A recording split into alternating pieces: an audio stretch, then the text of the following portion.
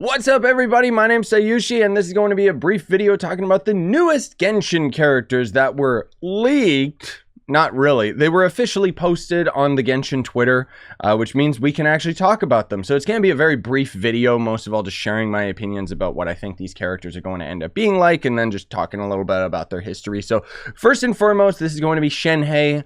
I would assume that this is going to end up being the 5-star, while the other character is going to end up being the 4-star. For those of you that, again, just want the information, there's going to be Shenhe right here, and then YunJin right here. So let's start with Shenhe. So first and foremost, we thought that this was going to end up being Cloud Retainer. Way back in the day, we ended up having leaks of this character model, which has since changed quite a bit since the original leaks.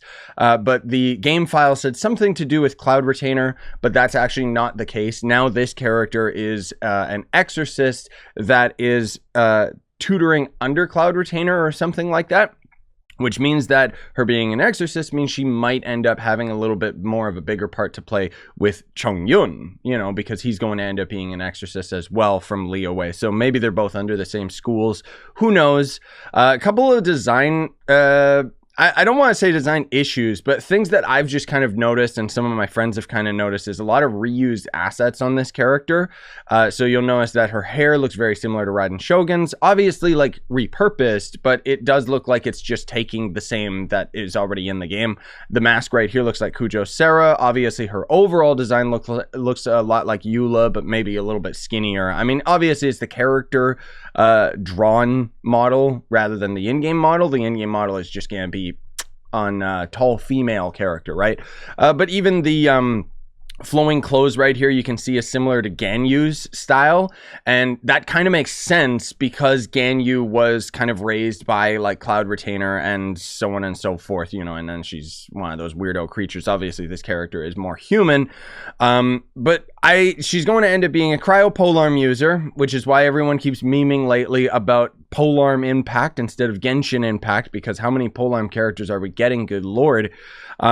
Not sure whether or not this is going to end up being the 5-star. I would assume that it is, just because we don't really have that many 5-star cryo characters, and it wouldn't make much sense to have yet another 5-star Geo Polearm character, because we've already got Zhongli, but maybe, who knows. Overall, her design, I don't care for the over-sexualization, but I mean, that's probably just me. Honestly speaking, Genshin knows their audience, and this is probably going to end up selling, which is, frankly, I'm a little bit disappointed with like how quickly Ito, you know, it just got thrown under the bus with these over-sexualized characters. But I don't mean to get into any of that. No judgment if you're like, oh my god, I want to get this character, she's so hot. Like, I don't really care. And then there's going to end up being Yunjin. So Yunjin is an Inazuma character, whereas Shenhe is from Liyue. Or at least I assume that this is, yeah, I'm pretty sure her origin is Inazuma, as based on all the designs and stuff like that. So you can see that she actually looks a little bit different.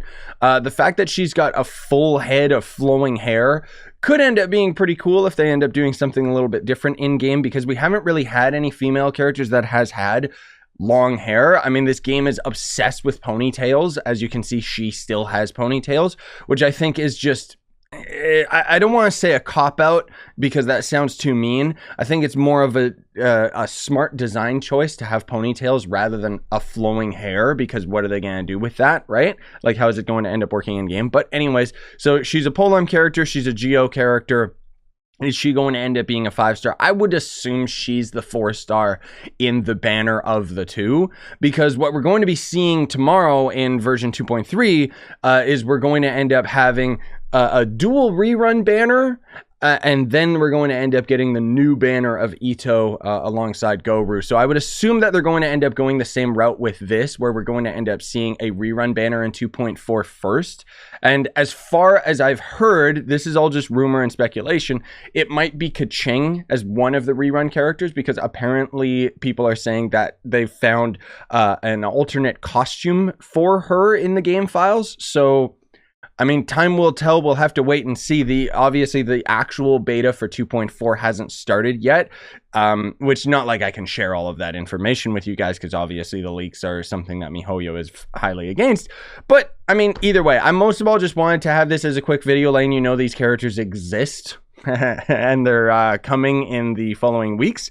So let me actually take a quick peek at my calendar and see when they'll be coming out. All right, so Genshin version 2.3 comes out tomorrow, which means that Genshin version 2.4 should come out January 4th, 2020, which is probably going to end up being the first 3 weeks of the rerun banner, which means that we should get these characters, excuse me, January 25th, 2020 is when we should see Yunjin and Shenhae. That's when they should end up showing up, at least according to the schedule.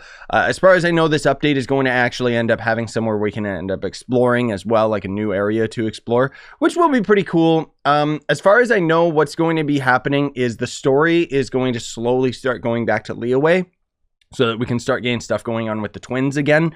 And I'm hoping that they can kind of, I don't know, come back to form with Genshin, because I've been playing Genshin since it came out, and as much as I absolutely love the game, I'm finding that I'm becoming overly critical about the game because of the general lack of direction with the game, and I feel like anybody else who's at the end game shares similar opinions, but we're not here to get into that today. I most of all just wanted to show you these new characters in case you were unsure whether or not you should spend your Prima Gems or Prima Gems now, or just wait until either of these characters end up coming in. Bye, guys.